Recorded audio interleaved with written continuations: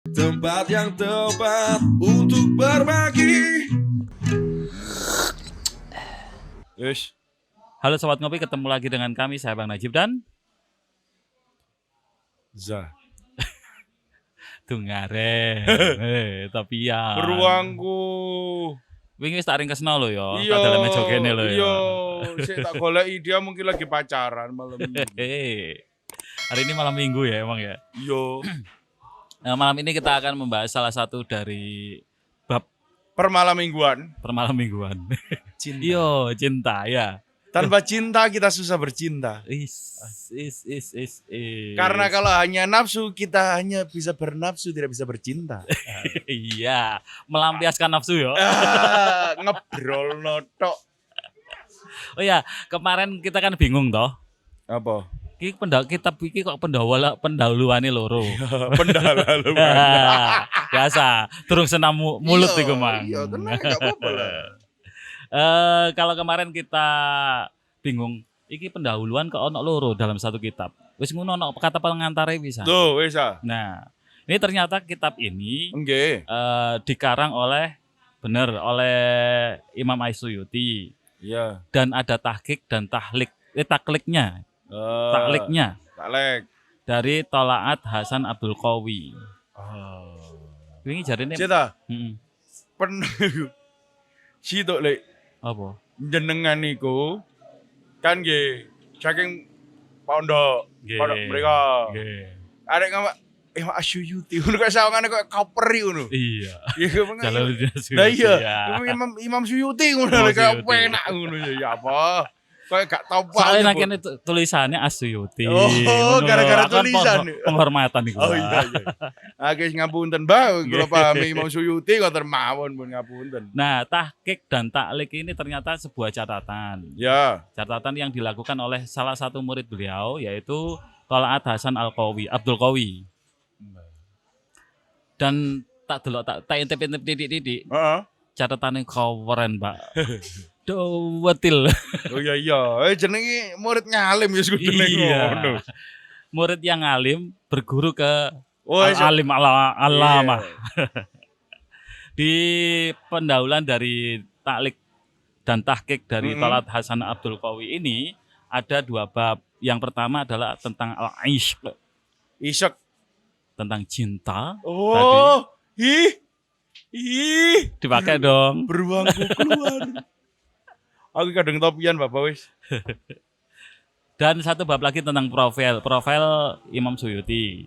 Nah, yang profil kan kemarin sudah kita bahas. Malam ini kita karena malam minggu pisan Ya. bahas cinta lagi, cinta aja Asik. wes.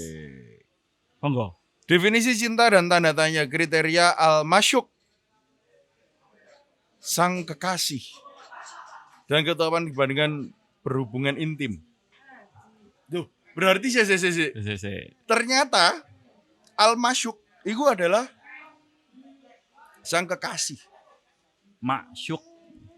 Lah iya, masyuk. Makanya kalau nang kene kan ana istilah lagi asik masyuk. Iya, jangan itu ya. Loh, tapi kenyataannya ketika orang dinyatakan dengan redaksi asik masyuk, Heeh. itu pasti lagi Lagi in the high. iya, lagi slebel ngono lah apa kata ngomong sek gitu sama ngene ya. Allah. Kadek tit iku ya. Kade sekdit gitu tambah. Ya iyalah masuk sek kade tit. Dan di sini ada definisi cinta. Adapun isyek adalah toleransi permata, kemurahan yang membanggakan, hubungan hati nurani, kesesuaian atau harmonisasi keinginan, kolaborasi dan percampuran jiwa, pasangan bayangan, penyucian hati dan hati yang saling mengerti yang tidak terbentuk kecuali dari gambar yang moderat, kejinusan dan kecerdasan, kelembutan pendamping, kejernihan suasana hati dan kesetaraan komposisi anatomi. Karena justifikasi tinggi di mana pikiran-pikirannya dipancarkan oleh gerakan-gerakan astronomi dan hasil-hasil bintang, inilah pendapat para teolog terkemuka dan doktrin mereka semua terfokus pada hadis Nabi, al-qulubul ajnadun mujannadat. Hati merupakan tentara yang berkelompok. Woi. Syaweram lo itu. Seram. Iku ngomongno cinta tok ya definisinya kayak ngono iku, Mang. Tapi kalau ngomongno isyak, aku pertama kali dengar kata-kata isyak itu di pengajiane Gus Bahak versi online. Dan aku bersanad. Iya. Soalnya waktu tahu apa sowan dan wis Gus izin nggih. Izin ngaji online. Oke. Ya. Oh, nah, aman. Aman. Aman banget. Dan sebenarnya apa? kadang kita sulit membedakan antara cinta dan nafsu. Apa yo? Gak angel juga. Enggak ya? Enggak lah. Maksudnya contoh ketika aku ngomong tadi kan ngomong pertama kali aku dengar kata-kata isyak kan di pengajian Gus Bahak. Ketika itu beliau membahas tentang nek gak salah loh yo. Iku sapa putune Kanjeng Nabi sing lha nek salat 1000 rakaat iku. Sing sapa? Aduh. Saya sapa sih? Pokoknya Hasan Husain. Duratur Rasul. Heeh. Ini sore mana ya? Oh, ini sore mana? Aku lupa namanya. Dan itu beliau terkenal karena sholatnya hampir 1000 rakaat. Yang menurut penelitian itu bukan karena diniatno 1000 rakaat, tapi karena isyak. Karena cintanya. Karena cinta. Jadi niatnya 2 rakaat nih. Iya. 2 rakaat kok nyaman. Keterusan. Mana itu tambah sak salam tambah sak salam tahu terus sampai dadine 1000 sampai hilang rasa ya. Iya. Makanya kalau ngomong no cinta khusyuk itu tenang gak sih? Makanya ketika kita menyatakan tentang cinta, kita membahas tentang kekhusyukan di situ. Dan ya jelas sakinah toh. Iya. Dengan cinta yang khusyuk, iya, maka akan sakinah. Sakinah tenang. Nyaman, tenang.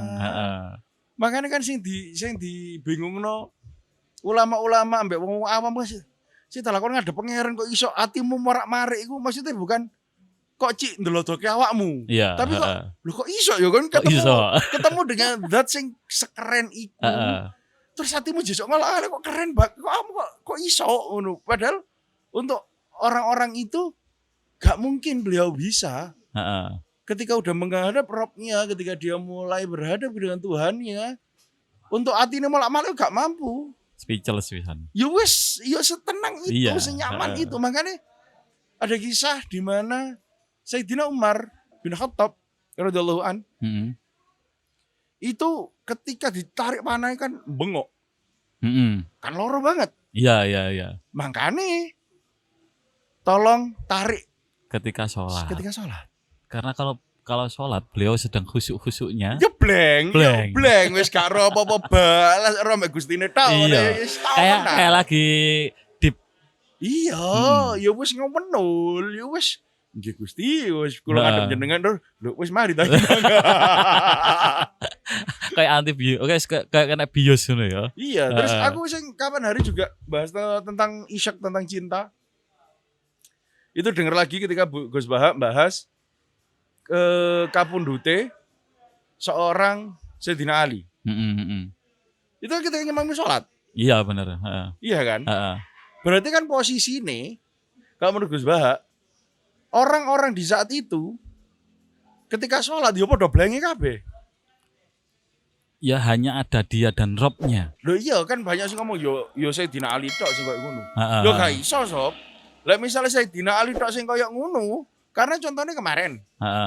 Di Indonesia kan ono si Imam di Tawonyo iku lho. Kan sekali Tawonyo makmume ero kan langsung digerobotuk. Tapi Sayyidina Ali ku sampai meninggal beliau kepaten. Iya kan berarti makmumnya ya pada blengi sih. Iku padha ilangi. Iku khosyin kabeh. Lah iya. Sampai gak ero nek imame gak ono. Loh, yang jawab ombol dah. Dan selanjutnya di buku ini ngomong Ishak ngomong cinta itu, aduh. Karena apa ya kalau kita nggak cinta kata ngomong khusyuk itu mustahil. Iya. Dan ketika ngomong khusyuk yang diempet, ketika kamu mengkhusyukkan sholatmu dengan usahamu, itu kamu lagi nggak khusyuk. Karena ngerti gak sih, ono pikiran terus diempet, ono pikiran terus diempet. Gimana ada kata khusyuk ketika menanggulangi pikiran lain sehingga ono dia pikiran hanyar. Dan sulit loh. Ya kalau ngomong khusyuk kan ibaratnya apa ya? Kalau didefinisikan kan ya antara dia dan Robnya saja kan ya. Dalam sholat yang sering kali kita alami kan nggak seperti itu malah. Sing kepikiran utang, sing kepikiran banyak orang kan seperti itu. Termasuk saya. Gak tahu sih. Aku dewe gak pernah kok kepikiran utang ngono iku. Tapi lu kepikiran engko aku lapo yo. Kadang lali ndelek kunci. Gak eling pas salat. Gak ngono. Seringe eling.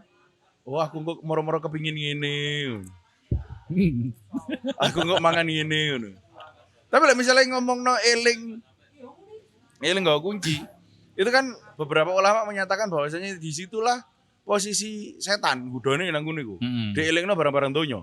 Iya. Sampai akhirnya ono kisah tentang Imam Ahmad. Imam Ahmad iku ditekani wong sing takon jangan bilang krono bang. Iya. Dadi masih dipendem. Lali mendemnya nanti. Pasane beliau yang masih itu. Wis sembayang kok. Bola eling. Gak ada ngomong ngono. Oh iya. Sembayang kok. Wis. Pokoknya sing khusyuk. Akhirnya moro-moro eling. Pun ketemu. Alhamdulillah pun ketemu. Kan ngerti gak? Iku asline setan godane nang kono lah iku.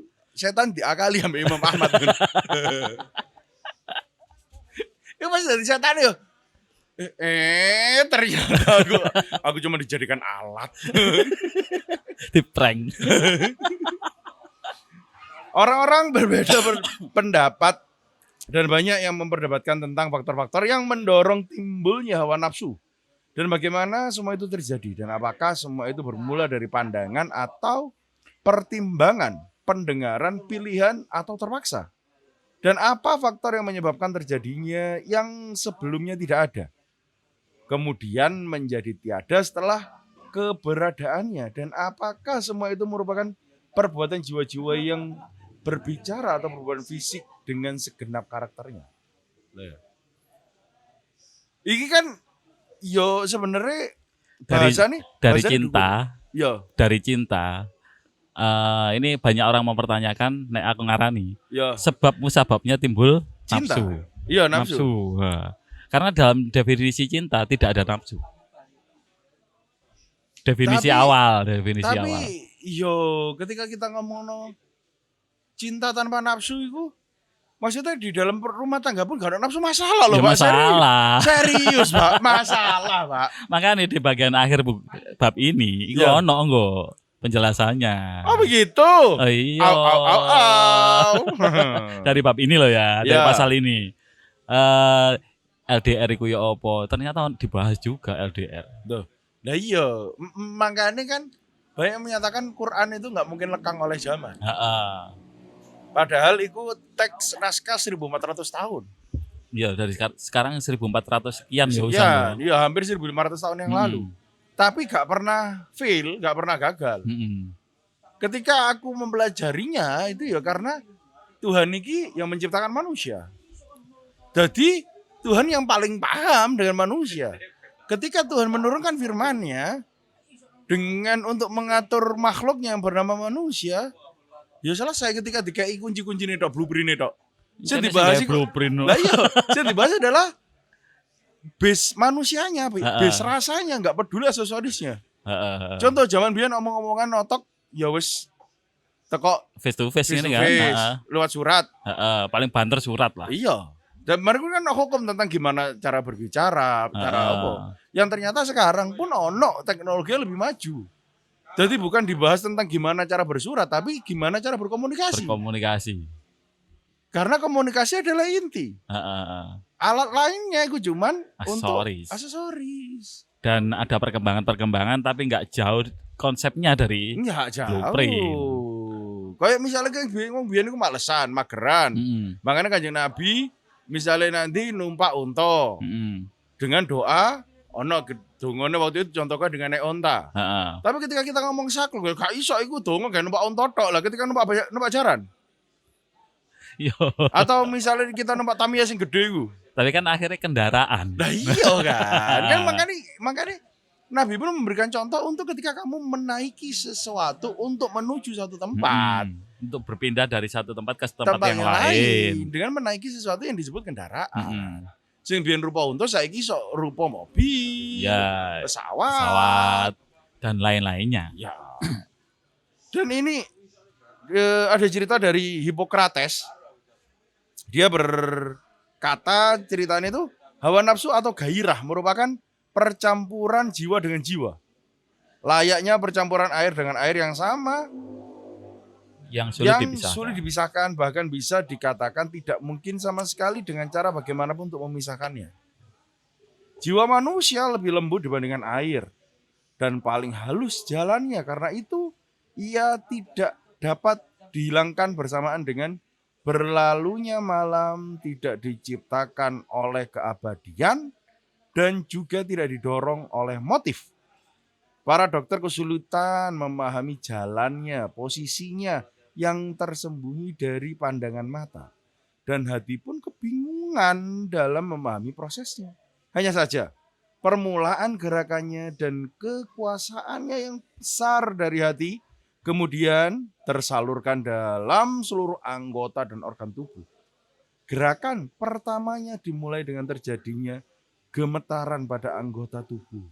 Pucat warnanya, tercekik lidahnya, tergelincir dan tersandung dalam pengucapan sampai pemiliknya mengadukan kekurangannya. Dalam beberapa bait syair didendangkan.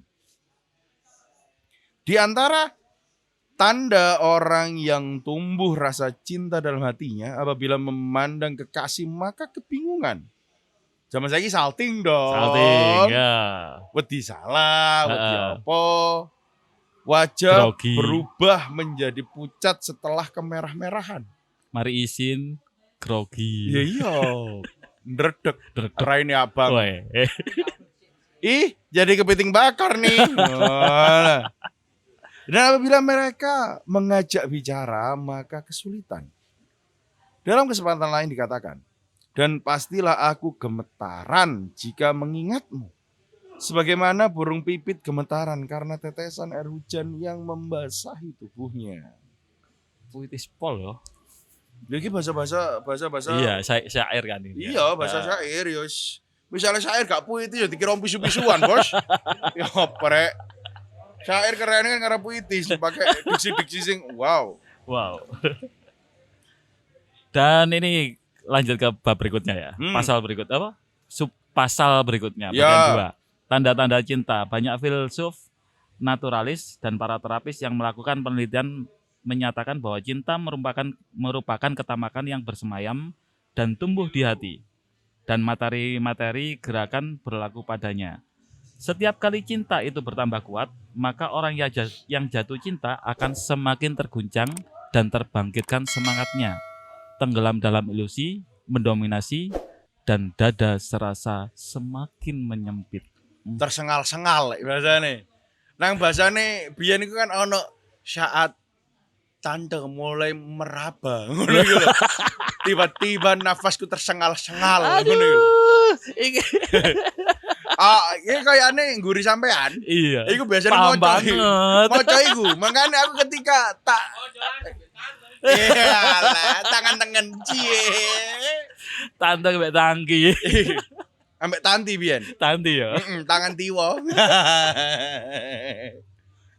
Loh, ngoten niku lho, ngeboten pareng damel tangan kiri. Iki nyekel. Rokoke dipindah. Iya. Gelas tengen. Nggih, timbangane diingatno netizen ya. Yes, makasih netizen. Setelah kau ingatkan, aku bisa mengingatkan temanku. Cek bingung aku. Terus Terusannya emang dia. Apabila pikiran rusak, maka berpotensi menyebabkan gila. Bo. ya Nek kadung jatuh cinta, rusak pikirannya, gila. overthinking enggak sih? Bisa jadi. Mm-mm. Ketika itu terjadi, barangkali orang yang jatuh cinta ini bunuh diri. Berarti orang jatuh Kejengkelan. cinta, terus gak ketutukan, Ya, bisa bunuh diri, Pak. ya akeh sih. Kejadian itu kan akeh. Iya, pemane kemetengan. Kan akeh toh, maksudnya dia lagi jatuh cinta sama merelakan tubuhnya, merelakan kehormatannya.